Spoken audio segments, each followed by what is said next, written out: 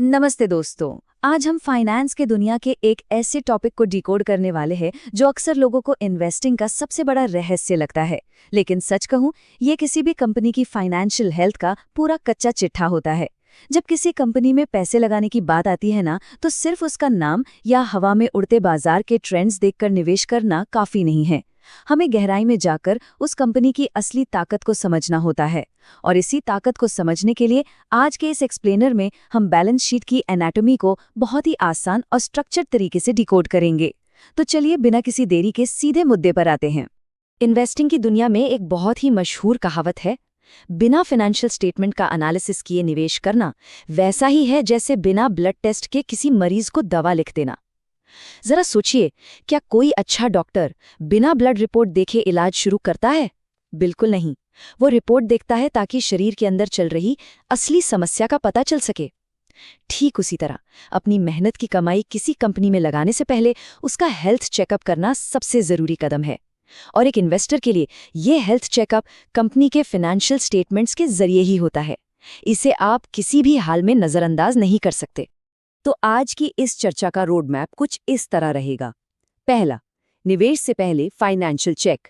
दूसरा, balance sheet आखिर है क्या। तीसरा, एसेट्स यानी करंट और नॉन करंट। चौथा, लायबिलिटीज और इक्विटी। पांचवा, द बैलेंस इक्वेशन।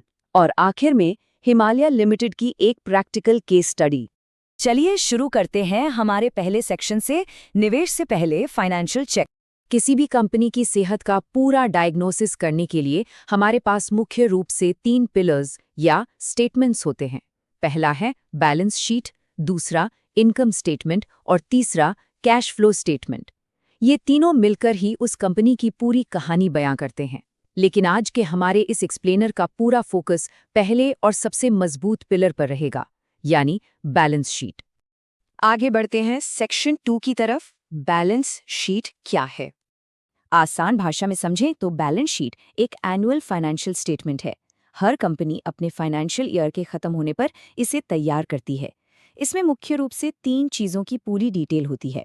एसेट्स यानी कंपनी के पास क्या संपत्ति है, लायबिलिटीज यानी कंपनी पर कितना कर्ज या देनदारी है, और शेयर होल्डर इक्विटी यानी कंपनी के मालिकों और शेयरधारकों का असल में कितना पैसा लगा है।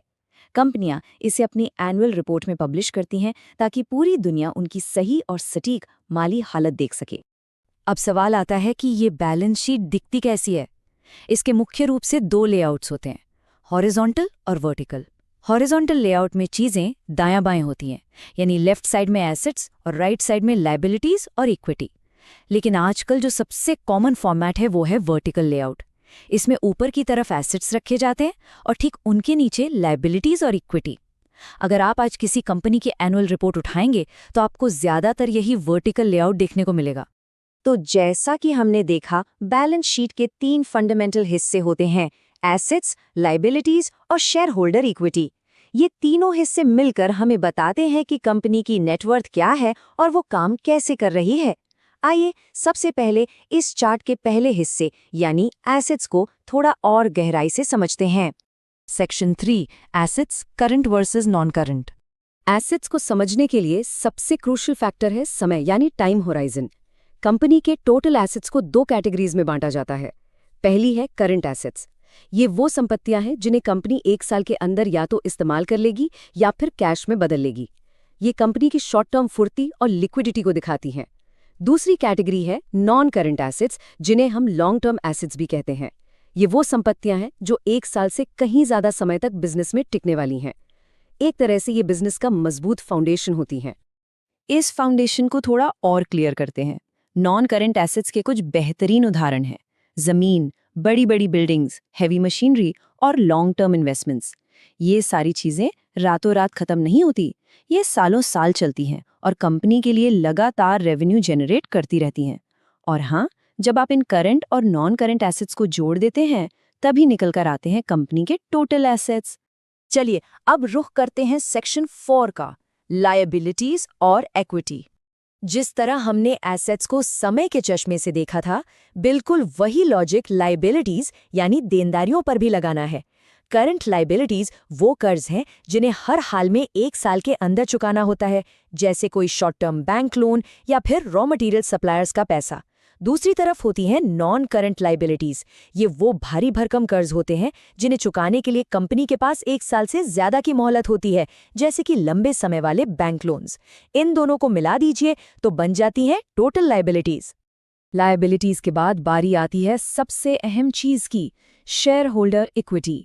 ये वो पैसा है जो असल में कंपनी के मालिकों का है, यानी शेयर होल्डर्स का। इसमें मुख्य रूप से equity share capital, other equity और रिटेन्ड अर्निंग्स शामिल होते हैं।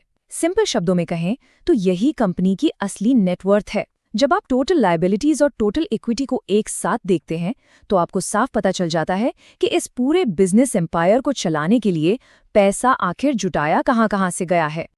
और अब सेक्शन 5, द बैलेंस इक्वेशन। ये इस एक्सप्लेनर का सबसे दिलचस्प हिस्सा है। इसे ध्यान से समझिए, क्योंकि ये फाइनेंस की दुनिया का सबसे बड़ा सच है। एक तरफ है टोटल एसेट्स और दूसरी तरफ total liabilities plus total equity. Logic बहुत सिंपल है। कंपनी के पास जो कुछ भी संपत्ति या एसेट्स मौजूद हैं, उन्हें खरीदने के लिए पैसा कहीं ना कहीं से तो आया ही होगा, राइट? या तो वो बाहर से कर्ज लेकर आया होगा या फिर मालिकों की अपनी जेब से। इसीलिए इन दोनों पक्षों का जो टोटल वैल्यू है वो हमेशा हर हाल में एक दूसरे के बिल्कुल बराबर होना चाहिए। बिल्कुल, इसी को फाइनेंस का गोल्डन रूल कहा जाता है। टोटल एसेट्स हमेशा टोटल लायबिलिटीज और टोटल इक्विटी के बराबर होंगे। ये दोनों साइड्स हमेशा एक परफेक्ट बैलेंस में रहती हैं और इसीलिए इस स्टेटमेंट का नाम ही बैलेंस शीट रखा गया है।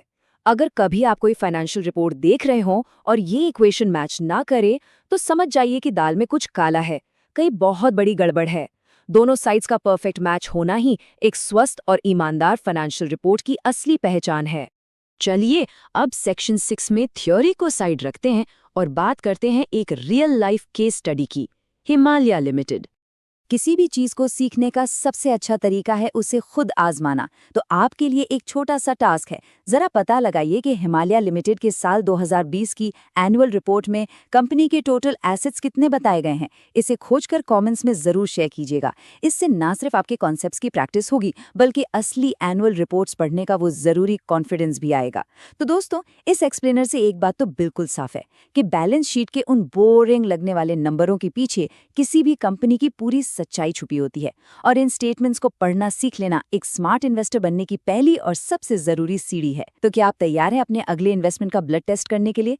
सीखते रहिए और नंबरों के पीछे की कहानी को डिकोड करते रहिए।